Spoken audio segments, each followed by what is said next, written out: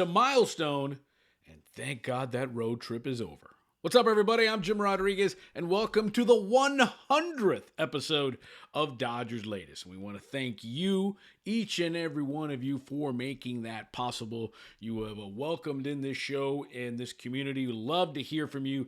Keep bringing out those messages. Keep liking, subscribing, sharing with your friends as we get into this home stretch in September and hopefully into October with the Dodgers on Dodgers Latest. Of course, you can hit me up right there, as always, on Instagram and on X, J-Rod Show. And man, I heard from you. It was like a big counseling group this weekend as the Dodgers, are shell-shocked, right? What an awful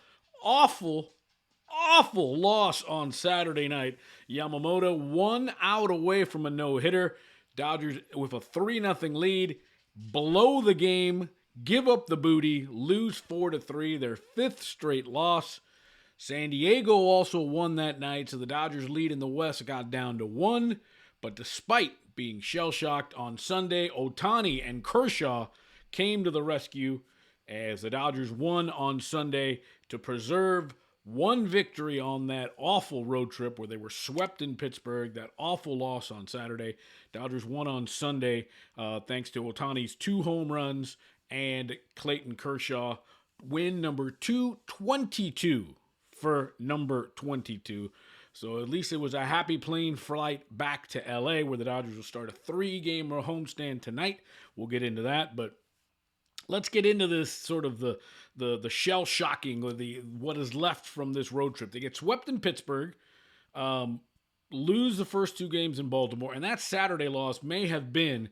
Listen, I've been a Dodger fan more than 35 years, and I would probably say maybe the Jack Clark home run in the '85 playoffs.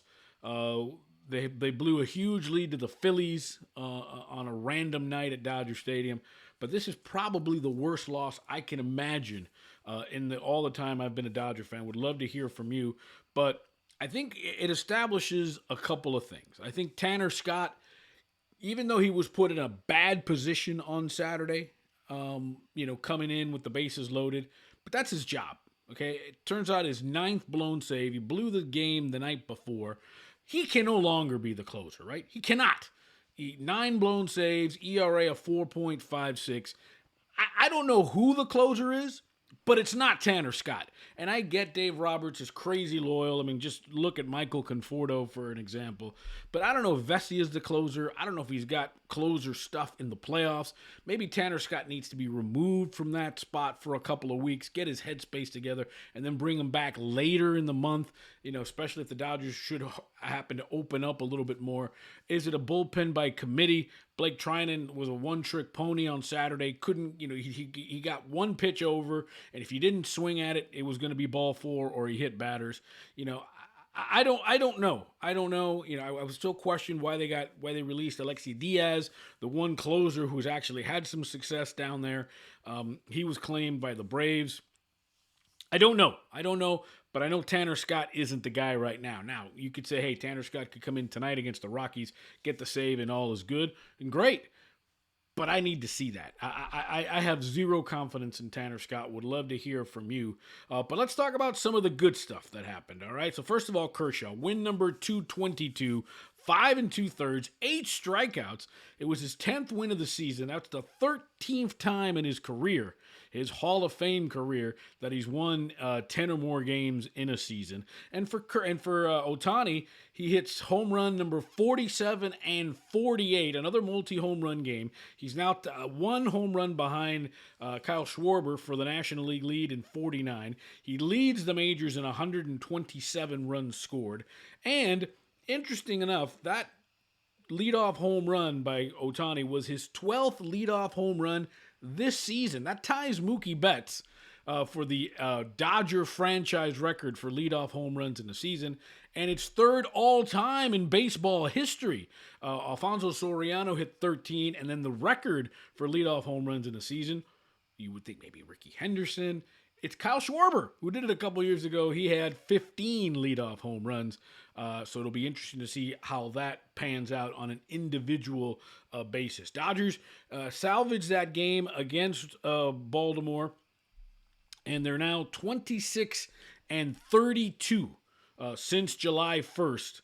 Awful. It's worse than the Dave Roberts era, but more than anything else, they're 4-12 in their last 16 games against teams that were below 500. Now the Diamondbacks are a misnomer there because they're now at 500, but when they played the Diamondbacks, they had a losing record. They've lost 12 of the last 16 games they've played against teams with losing records, and they get another one tonight in the Colorado Rockies as they come to town.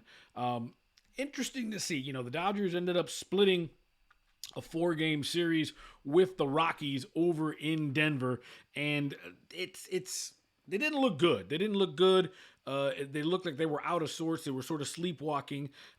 Maybe a bullpen game today. We don't know who's going to pitch tonight. We know Emmett Sheehan's on Tuesday. Emmett and Blake Snell will pitch on Wednesday before the Dodgers take Thursday off and go to San Francisco for a huge weekend series with the Giants. So let's take a look at who's playing who and who's playing what. So this week the Dodgers are playing the Rockies at home, and they're at the Giants over the weekend. The Padres are all home. They're playing the Reds and the Rockies. The Phillies, who the Dodgers are now 4 games back for the second seed. Philadelphia's at home all week. They're playing the Mets and the Royals. San Francisco and Cincinnati, they're 4 games back of the Mets for the last wild card. And this is where it gets interesting. Dodgers 1-game lead over the Padres for the National League West lead. And they are currently the 3rd seed in the National League, which means they would play the first round best of 3 wild card series. There's no travel. It would be possibly 3 games. It would all be at Dodger Stadium, and right now they'd play the Mets. Problem is this: the Dodgers are in a position where not only could they slip out of that division lead and have to be on the road for the wild card series, but if they're not careful, they could be out of the playoffs altogether. And I'm not trying to be an alarmist here, but that they have the Giants and Reds are 4 out of the last playoff spot, right? And the Dodgers play the Giants 7 times the rest of the way. 3 this weekend in San Francisco, and then 4 next weekend at Dodger Stadium. In fact, a week from today, the Dodgers play their last homestand of the year. And check this out. They play the Phillies for 3 and the Giants for 4. So they could make some hay, catch the Phillies, and do some good work and maybe jump over them for the 2 spot and then knock the Giants out and make that last road trip of the season, which will be Arizona and Seattle to end the season, make that sort of a null and void road trip, and maybe that's where you can bring Tanner Scott back in to close games and get get back into it mentally. But it's an interesting situation. Of course, we always want you to be part of the show. We always want you to, have our comments. And one of them here comes from David, who's a loyal subscriber. It says, every game in September needs to be played as an elimination game. Muncy gets injured too much. Well, yeah, that's true. And hopefully, speaking of Muncy, we'll see him starting this week. Remember, he was due to come back off the IL, off the oblique, during that awful road trip to Pittsburgh and Baltimore, but he got sick. So the Dodgers didn't want, he got like a sinus infection and a chest cold. Ohtani had a similar situation. They didn't want him to be with the team, get everybody else sick. So they said, listen, stay home another week to get that oblique really healed up. And hopefully we see Max Muncy this week because, man, they need him. Can Max pitch?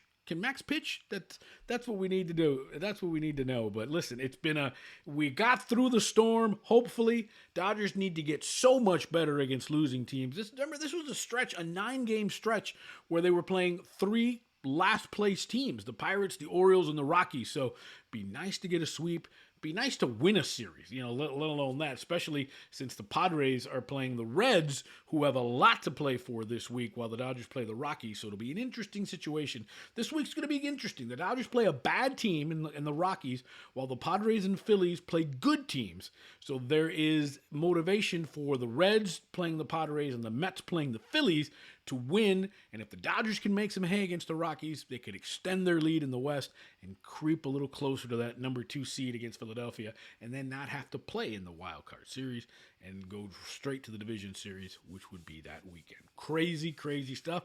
But that's what we love, right?